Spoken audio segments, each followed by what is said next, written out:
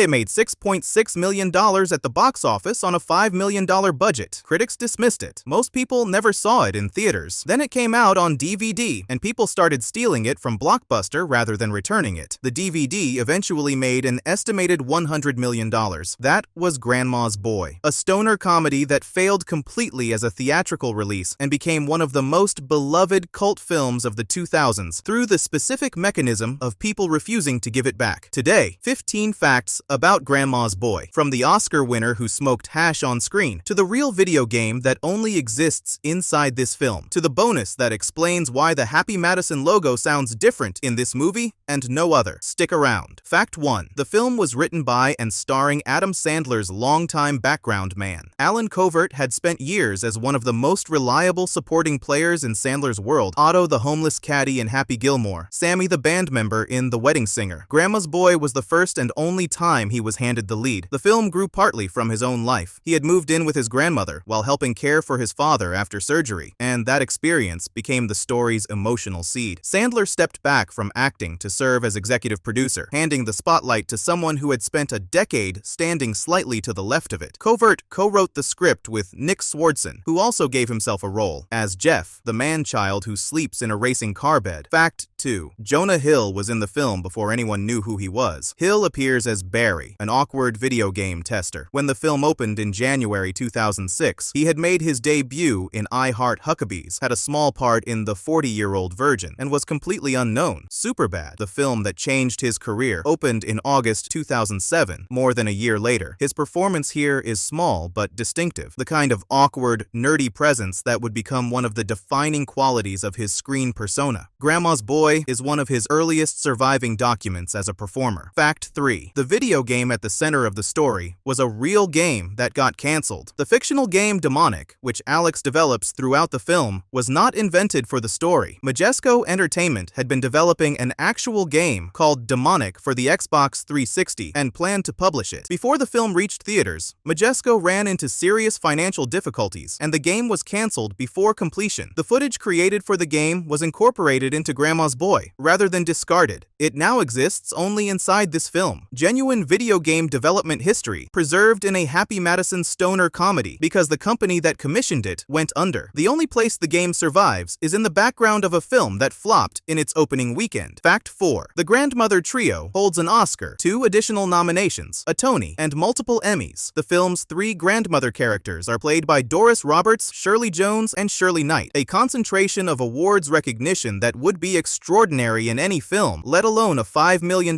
stoner comedy. Doris Roberts had won 4 Emmys for Everybody Loves Raymond. Shirley Jones won the Academy Award for Best Supporting Actress in 1960 for Elmer Gantry, playing a vengeful prostitute, as far from her Partridge Family image as possible. Shirley Knight had received 2 Oscar nominations and a Tony. The scene in which all 3 are stoned in the living room represents a level of legitimate acting credentials the Academy could not have anticipated being deployed this way. Fact 5. Adam Sandler was on set when an improv moment became the film's most quoted line. During the eviction scene, an actor began improvising between takes. Sandler, visiting the set, heard it, and immediately told him to shout, "You're a hooker," directly into the scene. The delivery stopped the production with laughter. The line stayed in the film. For the rest of the shoot, whenever Sandler appeared, crew members would shout it back at him. A moment generated by a set visit, not by the script, became one of the most repeated lines from the film. Fact 6. The actor playing the weed dealer got so high, he announced he needed a hospital. Peter Dante played the marijuana dealer and was provided with fake herbal material for the smoking scenes. He was not satisfied with this. He wanted authenticity, so he substituted his own supply during retakes. According to Nick Swardson, who was present, the hits became significantly stronger than anything the production had intended. Dante reached a point where he announced he couldn't feel his legs and requested medical assistance. The haze visible in those scenes is not a production effect. Some of the disorientation in Dante's performance is not performance. Fact 7. Rob Schneider and David Spade appear, and neither is credited. Rob Schneider plays Yuri, the heavily accented landlord who sets the film in motion by evicting Alex and his roommates. He receives no on-screen credit. David Spade appears as a waiter at a vegan restaurant, also uncredited. Both appearances function as Easter eggs for viewers who know Sandler's extended circle. The decision not to credit them either rewards attentive viewers or reflects how quickly the production was moving. Possibly both. Fact 8. The gaming references are specific enough to function as insider knowledge. The Metal Gear Solid 3 promo statue of Naked Snake in JP's office was a genuine promotional item from the game's release, not a manufactured prop. The office doors styled after Doom's visual design are a deliberate reference for players who would recognize them instantly. When JP's concept is called Very Miyamoto, the compliment only lands if you know Shigeru Miyamoto designed Super Mario Bros. And The Legend of Zelda. The film's gaming references are not background decoration. They are written for an audience that plays games, by writers who play games, with enough specificity that viewers outside that culture would simply not register most of them. A cult film people stole from video stores. Oscar-winning actresses getting stoned on screen. A real video game that only exists inside this movie. And a line generated by a Sandler set visit that became the most quoted moment in the film. We're not halfway through. Still coming, the number 420 hidden throughout the film, the LA street where Grandma's house faces the house from Charmed, and the bonus, why the Happy Madison logo sounds different in this film alone. Fact 9. The number 420 is encoded into the film in at least 2 specific locations. The eviction house carries the street address, 420. In the arcade scene, Alex's winning score on Frogbog lands exactly at 420. These were placed deliberately for viewers who would recognize the reference and notice when it reappeared. The film treats its audience as participants in shared cultural shorthand rather than as passive recipients of a joke requiring explanation. Fact 10. The film's working title appears as a line of dialogue. During production, the film was called Nana's Boy before the title changed. The working title was not discarded. It was preserved in the script. When Samantha and Alex take tequila shots, Samantha taunts him. "What's the matter? Nana's boy can't hang?" The line is a direct callback to the production's earlier identity. Viewers who knew the working title would recognize it. Viewers who didn't would hear ordinary dialogue. The film hid its own development history inside its finished version. Fact 11. Grandma's house is on one of the most filmed streets in Los Angeles. The exterior is at 1324 Carroll Avenue in Angelino Heights. Directly across the street is the Victorian property used as Halliwell Manor in Charmed. A few doors down is the mansion from Michael Jackson's Thriller video. Carroll Avenue is one of the most consistently used filming locations in Los Angeles because its preserved Victorian row provides a period atmosphere increasingly difficult to find. The Grandma's Boy production was on a street where supernatural witches lived opposite, and the most famous music video in history was shot nearby. None of this appears in the film. Fact 12. The car Alex drives was chosen because the production ran out of money. The beaten-down vehicle was not selected because it suited Alex's circumstances, though it does. The production had exhausted its budget by the time transportation was needed. The solution was to find the cheapest functional vehicle available, something barely operational. On screen, the car reads as a visual joke about Alex's life and priorities. Behind the cameras, it was a financial constraint that happened to work. The production's budget limitation produced an authentic detail that a better-funded production might have overthought. Fact 13. The Karate Monkey required an 8-foot training platform and paperwork for fake dead cats. Harry the chimpanzee had a custom ninja suit made for the production. The staircase jump required Harry's trainer to build an 8-foot platform and rehearse repeatedly for safety. The driving sequence was filmed with green screen. Harry was not operating a vehicle. All marijuana near Harry was replaced with herbal cigarettes, supplemented with practical smoke effects. The production also had to file formal paperwork for the fake dead cats visible under the couch during the cleaning scene. Not every detail of a Happy Madison production is improvised. Fact 14. The DVD became one of the most stolen titles in Blockbuster history. The film earned $6.6 million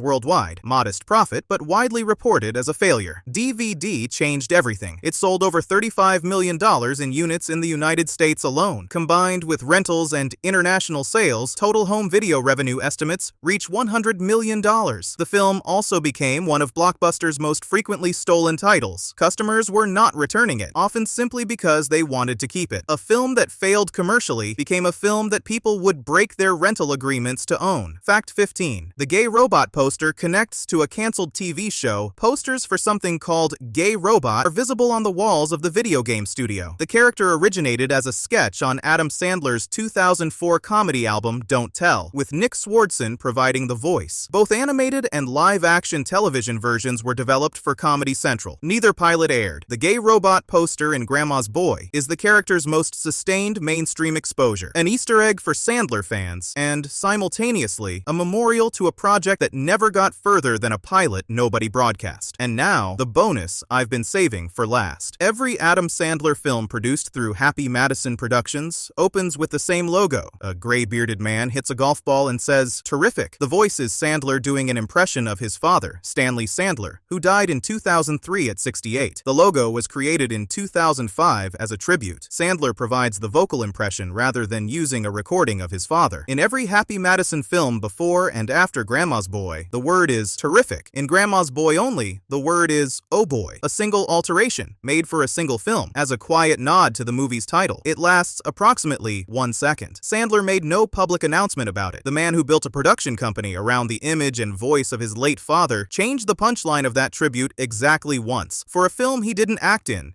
a way that most audiences never noticed. That is either a small creative flourish or something considerably more personal, possibly both.